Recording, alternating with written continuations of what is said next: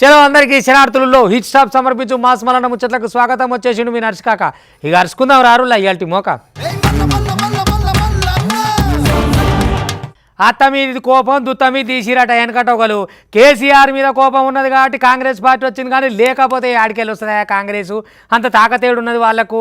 అయినా ఈ ఎమ్మెల్సీలో కూడా మేమే గెలవబోతున్నాం, ఏం ఉరుకులాడకురి, ఎంపీలు ఎట్లాగో కొట్టుకొస్తాము అని చెప్పి కిషన్ రెడ్డి సార్ మస్తు చెప్పుకొచ్చిండు అనుకో రాదురి. ఈ కాంగ్రెస్ వాళ్ళ కథ ఏందో వెనకటి నుంచి చూస్తూనే ఉన్నాం, ఎగిర ముచ్చటే, వాళ్ళతో అయ్యేది లేదు పోయేది లేదు. ఇక ఈ కార్ పార్టీ వాళ్ళ కథ అంటావా, జనం ఏం చేయాలో గజ్జేసిరు. ఈ రెండు పార్టీలు ఉత్తేనులా వచ్చేది కమలమే, రాబోయేది కాషాయమే. ఇక దేశం అంతా కాషాయమయమవుతుందని కిషన్ రెడ్డి జోరు మీద భారీ మీద దారిగానే చెప్తున్నాడు. మరి ఎట్లెట్లుంటుంది ఏం సంగతి అనేది జనం చేతులు ఉంది కదా అసలు కథ అయితే. ఇక లీడర్ సాబ్ కాబట్టి చెప్పాలి కదా, ఆయన చెప్పేదో చెప్తున్నాడు, మరి ఇనేదేందో ఇందాం రారు ఒక్కపారి. కిషన్ రెడ్డి సారు ఇంకేమేమంటున్నావు చెప్పకరా. దొందే వాళ్ళు చేసేదేం లేదు, వీళ్ళు చేసేదేం లేదు, వీళ్ళతోటి జనాలకు వచ్చేదేం లేదు. ఏదైనా మా పువ్వు పార్టీతోటే సాధ్యమని చెప్పి కాంగ్రెస్ బీఆర్ఎస్ పార్టీల మీద దండిగా పైరైండులా తెలంగాణ బీజేపీ చీఫ్ కిషన్ రెడ్డి. ఇక కేసీఆర్ ఏమన్నా 10 ఏళ్ల పాలనలో అభివృద్ధి చేసిండా? ఏం కనబడ్డది? ఇక గందు గురించే జనాలకు కూడా ఇసుకొచ్చింది. గైన మీద వ్యతిరేకతతోటే కాంగ్రెస్ ని అధికారంలోకి తీసుకొచ్చిండ్రు జనాలు, లేకపోతే కాంగ్రెస్ కంత సీన్ ఎక్కడిది గాని. అయితే ఎన్నికలలో ఇచ్చిన హామీలను నెరవేర్చిండా అసలు ఒక్కటన్నా? అసలు నెరవేర్చే శక్తి రేవంత్ రెడ్డికి ఉన్నదా చెప్పాల ముందుగాల. ఉతుత హామీలు ఇచ్చి మోసం చేస్తా అంటే ఎట్లా నడుతుందని చెప్పి గీ తీరుగా అరుసుకొచ్చిండులా. అధికారంలో ఉన్నటువంటి కాంగ్రెస్ పార్టీ ఏదైతే అధికారంలోకి వచ్చిందో, కాంగ్రెస్ పార్టీ ప్రేమ మీద రాలేదు, కాంగ్రెస్ పార్టీ యొక్క అభిమానంతో ప్రజలు ఓట్లేదు. కేసీఆర్ పోవాలి, కేసీఆర్ పీడ వెలుగడ కావాలి, కేసీఆర్ కుటుంబ పెత్తనం పోవాలి, కేసీఆర్ అవినీతి పాలన పోవాలి, కేసీఆర్ అహంకారపూరితమైనటువంటి పాలన పోవాలి, కేసీఆర్ అక్రమ పాలన పోవాలని ప్రజలందరూ కూడా రోజు మరి కాంగ్రెస్ పార్టీ గ్రామీణ ప్రాంతాల్లో కాంగ్రెస్ పార్టీని ఆదరించారు. ఈ వచ్చిన 6 నెలల లోపల 5 నెలల లోపల 5 సంవత్సరాలకు రావాల్సినటువంటి వ్యతిరేకత ఈ 5 నెలల్లోనే కాంగ్రెస్ పార్టీ కూడా అనేక రకాలుగా హామీలు ఇచ్చి ఏ ఒక్క హామీ కూడా అమలు చేసే పరిస్థితి లేదు, అమలు చేయదు కూడా ఈ సందర్భంగా మనీస్తాం. తెలంగాణలో కాంగ్రెస్ బీఆర్ఎస్ పార్టీలకు ప్రత్యామ్నాయంగా బీజేపీ ఎదుగుతున్నది. ఇక గెలిచిన ఎమ్మెల్యేలనే కాపాడుకోవాలా కేసీఆర్. ఇక నీకు ఓట్లు అడిగే పరిస్థితి లేదు, జనాలు కూడా వేయరు గాని పట్టభద్రులు కూడా బీజేపీ దిక్కున్నారు. ఎమ్మెల్సీ ఎన్నికలలో కూడా బీజేపీ గెలుస్తుంది అని గీ తీరుగా ధీమా వ్యక్తం చేసిండు. గీ మాటలన్నీ మాట్లాడుకుంటా ఇక మొత్తం పూర్వం మరసుకొచ్చిండు అనుకో రాదుర్రి.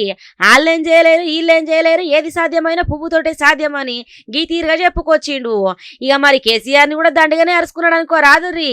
ఇక గెలిచేది మనమే, మళ్ళా వచ్చేది మనమే, ఏ అభివృద్ధి సాధ్యమైతే పువ్వుతోటే అని చెప్పి దండగానే చెప్పుకొచ్చిండు. ఇగో ఈ మాత్రం పోలీసు వాళ్ళు పనిచేసిరు కాబట్టి ఓట్ల ముందర నడిచింది, లేకపోతే ఇంకా పెద్ద ఆగమాగం అవ్వు. ఎలక్షన్ కమిషన్ కూడా జోర్దార్ మీద పనిచేసింది అనుకోరి. కానీ ఇంకా కూడా కొంతమంది పోలీసు వాళ్ళు ఎంతసేపు జగనాలు బ్యాచ్, జగన్ భజన ఇట్లా చేద్దామన్న భ్రమలు ఎవరు కాక అయిపోయింది, మీ ఒడిచిపోయింది కాలం. జగనాలు ఇంటికే పోతుండు, మీరెందుకు కురుకులాడుతున్నారు? ఇంకా మీరు గాలిబంక పార్టీ వాళ్ళు అనుకుంటారేమో. కాదు, కాకి డ్రెస్సులు గుర్తుపెట్టుకోరి, కూటమి రాబోయేది, మీరు చాలా పైలంతో ఉండాలి. ఇక ఇప్పటికే చాలా మంచి పని చేసిరు అనుకోరి. ఇక నుంచి కూడా మంచిగా ఆలోచన చేసి ప్రభుత్వం వైపు ఉంటారా ప్రజల వైపు ఉంటారా ఆలోచించాలి. ఒక దిక్కు కొమ్ము కాస్తే ఇక ఏం చేయాలో మాకు ఎరికే ఆ లెక్క అని చెప్పి ఇక సీఎం రమేష్ అనుకొచ్చిండు అనుకో రాదు. అదే కూటమి అభ్యర్థుల్లా ఇక ఇప్పటిదాకా పోలీసు వాళ్ళు పనిచేసిన విధానం మీద దాని మీదకి వెళ్ళి జోరుగా భారీగానే చెప్పుకొచ్చిన ముచ్చట. ఎందుకంటే ఉన్నది ఉన్నట్టు చెప్పాలి, ముచ్చట ఏదున్నా జనాలకు అర్థమవుతాడు చెప్పాలి. ఇప్పటిదాకా గాలిపంక పార్టీ వాళ్ళ ఈ గాలి ఇటు తిరుగుడుకు అటు తిరుగుడుకు ఏం అర్థం కాని పరిస్థితి ఉండేది జనాలకు. పోలీసు వాళ్ళకి తరీకేంది, ఎటు పని చేస్తున్నారు, ఎవరి కోసం పని చేస్తున్నారు ఏం తెలియలేకుండే కదా మొన్నటిదాకా. ఇక ఈ కాంచెలు అట్లా నడవదు, బరాబర్ ఉంటుంది. కూటమి వస్తుంది, ఇక చూసుకోరని చెప్పి దండిగానే అనుకొస్తున్నాడు కదా. ఒక పారి ఇందాం రారి రమేష్ మాటలు.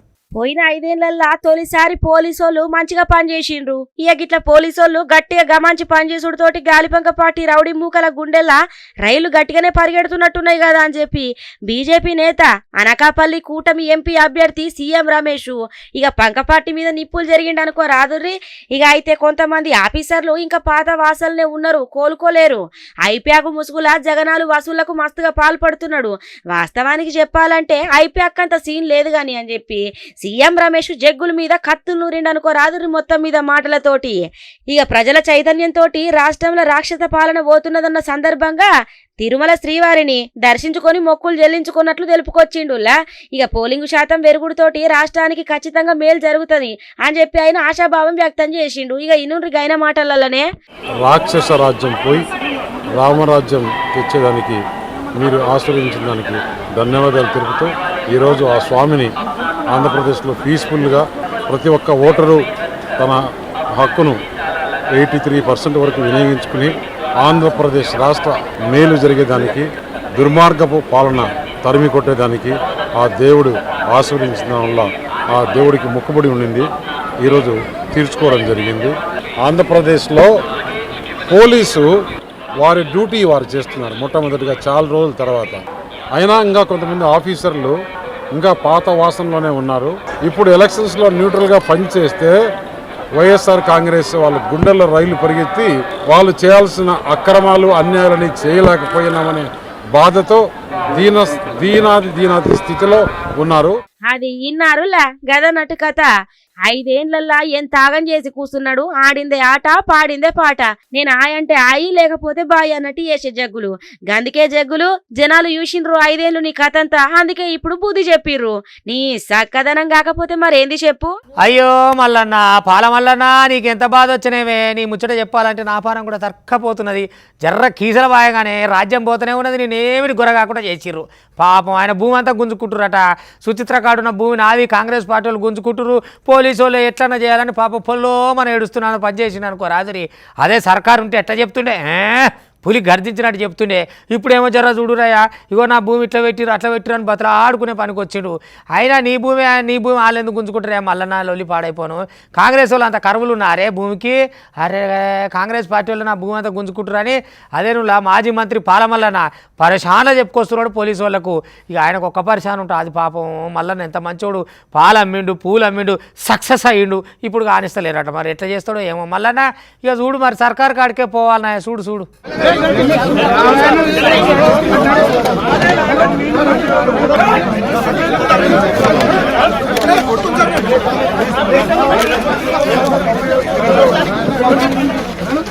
ఆగో మాజీ మంత్రి మల్లారెడ్డి మల్లొక్క లొల్లిలో ఇక్కున్నాడు కదా నుల్లా. ఇక బీఆర్ఎస్ పార్టీ అధికారంలో ఉన్నప్పుడు మరి ఎట్లయిందో ఏమో తెలియదు గాని భూముల మీద బాగానే ప్రేమ చూపించినట్టు కొడుతున్నది చూడబోతుంటే. సుచిత్ర పరిధిలున్న సర్వే నంబర్ 82లా గీ భూ వివాదం ముచ్చట జరిగిందిలా. బీఆర్ఎస్ నేత మల్లారెడ్డికి ఇంకొంతమందికి నడుమ పెద్ద జవడమే అయ్యింది.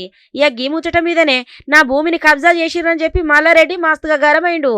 అవునే మల్లన్న నీ భూమిని వాళ్ళే కబ్జా చేసింది గాని ఇక భూమి చుట్టూ అక్రమంగా ఫెన్సింగ్ వేసిండ్రు. దాన్ని ఎమ్మటిని తీసేయాలని చెప్పి ఆన్సర్లకు చెప్పుకొచ్చిండట అసలైన ముచ్చట. ఇక ఇంకో రోజు అక్కడికి చేరుకున్న పోలీసోళ్ళు వివాదంలో ఉన్న భూమిలా ఘర్షణకు దిగద్దని సర్ది చెప్పే ప్రయత్నం చేసిరు గాని మళ్ళా నూకుంటాడు ఉత్తగలో లేయకుండా. ఇక చూడుండ్రి ఎట్లున్నదో ముచ్చట. సర్వే చేసుకొని తీసుకోమన్నా నీ భూమి ఉంటే నా భూమి నా డాక్యుమెంట్ నీకు సబ్మిట్ చేస్తా. నీకు ఇంత ముందు కూడా సబ్మిట్ చేస్తా. 8 ఏళ్ల కింద సబ్మిట్ చేస్తా. 5 ఏళ్ల కింద సబ్మిట్ చేస్తా. నా డాక్యుమెంట్స్ అన్ని ఉన్నాయి. దానికంటే మన ఎక్సెస్ ఉంటే తీసుకో. మీరు వాళ్ళని పిలిపియారు అది కూడా మాకు తెలుసు. మాకు తెలుసు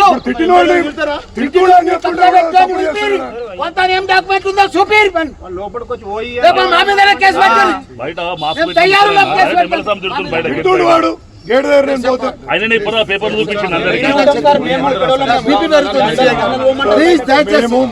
టెన్షన్ వచ్చింది. ఇంత దౌర్జన్యం జరుగుతుంటే మాకు టెన్షన్ వస్తుంది సీఐ గారు. పోలీసు వాళ్ళు చెప్తున్నారు కదా మెల్లగా రాసారు గాడి కొయ్యి షాయ బిస్కెట్ తాగుదామంటే మీ షాయద్దు ఏమద్దు నాకు నా భూమి పీరి చాలు అని చెప్పి మాట్లాడకరాబట్టే కదా మొత్తం మీద. అయితే మా భూమిలా ఫెన్సింగ్ చేస్తే చూసుకుంటే ఎట్లా ఊకుంటామని పోలీసులతోటి మల్లారెడ్డి ఇక ఆయన అల్లుడు రాజశేఖర్ రెడ్డి లోలికి దిగిండ్రులా. కేసు పెడితే పెట్టుకోర్రి మా స్థలాన్ని మేము కాపాడుకుంటాం మాకు తెలియదా ఎట్లా కాపాడుకున్నాడో మేము చూలే మా గిసొంటి అన్ని అని చెప్పి పోలీసులతోటే మాట్లాడుకొచ్చిండు. పోలీసుల ముంగల్నే మల్లారెడ్డి అనుచరులు ఫెన్సింగ్ ని ఊల్చేసిండ్రు. ఇక నా భూమిని కాంగ్రెస్ నాయకులు కబ్జా చేసిరని చెప్పి మల్లారెడ్డి గీ తీరుగరమైండు మొత్తం మీద. ఏందో ఏమో పోన్రి ఓళ్ళ భూములు ఓళ్ళు కబ్జా చేసిండ్రో ఏందో కథ.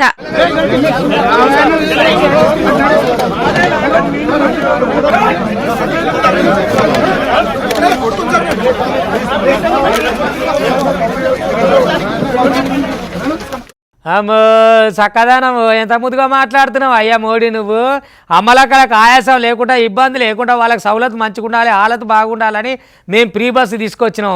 మెట్రోలు నడవకుండా ప్రకృతి పాడైతే అందుకు పట్టుకరాలి ముద్దుగానే చెప్తున్నావు ముచ్చట అని మంత్రి పొన్నం ప్రభాకర్ ప్రధానమంత్రి మోడీ మీదకి పొడిచిండనుకో రాదు కొరకాసు పొడిచినట్టే మాటలు ఏమిటికాయ మాట్లాడేది. నీ రాజకీయ లబ్ధి ఉంటే నువ్వు ఏం చేసినావో నువ్వేం చేస్తావో అది చెప్పుకో జనాలకు. బస్సు ఫ్రీ బస్సు మంచిగా లేదు గది మంచిగా లేదు గిది మంచిగా లేదు నువ్వు గాడికెళ్ళి గిడికి దిగొచ్చి గీ ముచ్చట మాట్లాడుతున్నావు అంటే నువ్వు ఏడికి దిగినావు అనేది మాకు అర్థమవుతుందని మోడీ మీదకి వాడి వేడిగా మంత్రి పొన్నమన గట్టిగా అనుకొచ్చిండు అనుకో రాదురి. మరి ఆయనకి ఎంత వేడి ఉన్నదో ఎంత కోపం ఉన్నదో కానీ మొత్తం మీద అయితే గట్టిగానే సమాధానం చెప్పిండు. ఇక మన అనే కదా మోడీ ఈ బస్సులు ఫ్రీ బస్సులు పెట్టి ఆగం చేస్తున్నారు మెట్రోలు లేకుండా పొల్యూషన్ అంతా అవుతుందని చెప్పే కదా అగో ఆదాని మీదకి వెళ్ళి ఇది చెప్పుకొచ్చిండు అనుకో రాదురి ముచ్చట అయితే. ఇక వేయాలి కదా మరి రాజకీయం అంటే ఎట్లుంటుంది ఆయన అన్నప్పుడు ఈయన అనాలి ఈయన అన్నప్పుడు ఆయన అనాలి వీళ్ళు అనుకుంటే మనం ఇట్లా చూస్తుండాలి చూడురి. ఇక నేను నిన్నాం కదా నుల్లా ప్రధాని మోడీ మస్తుగా గరమాయే కదా గీ ఉత్త బస్సులు పెట్టిరు కదా ఆడోళ్లకు ఏమిటికి పెట్టిరు గీ బస్సులు ఇట్లా చేయంగా మెట్రోలలో ఓ లెక్కుతలేరు. ఇక ఇది కాదన్నట్టు బాగా మంది బస్సులలోనే ఓవట్టే మొత్తం పర్యావరణం అంతా ఆగంగా అవట్టే ఇక చూసుకుంటే ట్రాఫిక్ జాములు కాబట్టే ఎందుకమ్మా గీ ఫ్రీ బస్ అని చెప్పి కాంగ్రెస్ వాళ్ళ మీద మస్తుగా కయ్యానికి దిగినంత పని చేసిండు అనుకోరాదుర్రి. ఇక ప్రధాని మోడీకి కౌంటర్ ఇచ్చిండు తెలంగాణ మంత్రి పొన్నం ప్రభాకర్ ఆయన మాట్లాడిన మాటలకు. వాస్తవంగా దీనికి మెట్రోకు సంబంధం లేదు. మెట్రో ప్రయాణికుల సెక్టర్ మెట్రో ప్రయాణికులదే. ఇవాళ కూడా మెట్రో పరంగా ఇంటర్వ్యూ చేస్తే ఇంకా బోగిలు పెంచమని అడుగుతూ ఉన్నారు. అది వదిలిపెట్టి ప్రధానమంత్రి గారు రాజకీయపరమైనటువంటి లబ్ధికి సంబంధించిన విషయంలో ఆలోచన చేస్తూ ఉన్నారా? ఇంత బస్సు ప్రయాణానికి సంబంధించినటువంటి దాని మీద ప్రధానమంత్రి గారు ఎందుకు ఆ విధంగా వ్యవహారం చేస్తుందో తెలియదు. కానీ తెలంగాణ రాష్ట్ర ప్రభుత్వం కాంగ్రెస్ పార్టీ తప్పకుండా మహిళలకు ఎవరన్నీ తెలంగాణలో ఉన్నటువంటి హైదరాబాద్లో మెట్రో వాళ్ళు ఏం చేసినా ఇంకోరు ఏం చేసినా ఉచిత బస్ ప్రయాణం అనేటువంటి ఏ ఇబ్బంది భవిష్యత్తులో ఉండదు. దీనికి ఇంకా కొన్ని రూట్లు పెంచి కొన్ని బస్సులు పెంచి కొంత ఇంకా సౌకర్యంగా చేయడానికి మా ప్రయత్నం కొనసాగుతుంది. ఆ విషయాన్ని గమనించాలి. ప్రధానమంత్రి గారు మీరు మహిళల మీద ఆడిపోసుకోవడం బంద్ చేసుకోండి. మహిళలకు ఉచిత బస్సు మీద ప్రధాని సంచలన వ్యాఖ్యలు చేసే కదా గందుకే గీ కౌంటర్ అన్నట్టు. కాంగ్రెస్ ప్రవేశపెట్టిన మహాలక్ష్మి పథకాన్ని జీర్ణించుకోలేక గిసొంటి మాటలు మాట్లాడుతున్నాడు. మహిళలు ఆర్థికంగా ఎదిగేతందుకే ఉచిత బస్సు ప్రయాణం స్కీమ్ ని తీసుకొచ్చి పెట్టినాం మేము. ఆర్టీసీల ప్రయాణానికి మెట్రో ప్రయాణానికి సంబంధం లేనే లేదు. రాజకీయ లబ్ధి కోసమే ప్రధాని గిట్లా మాట్లాడు సఖ్యమేం కాదని చెప్పి గీ తీరుగా కౌంటర్ ఇచ్చిండు చూడుండ్రి. నిన్న ఆయన మాట్లాడే ఇయ్యాల ఈయన మాట్లాడే ఒకళ్ళు కౌంటర్ ఇస్తే దానికి ఎన్కౌంటర్ ఇయ్యకుండా ఉత్తగానే ఊకుంటారు గిదన్నట్టు కథ. అలకాలకేం పంచాదులు ఉన్నాయో. అయ్యో గీతన్న ఎంత బాధ వచ్చిందేమే నీకు పాడైపోను జర్ర కాలు జారిందా కథమే అవుతుంది పని.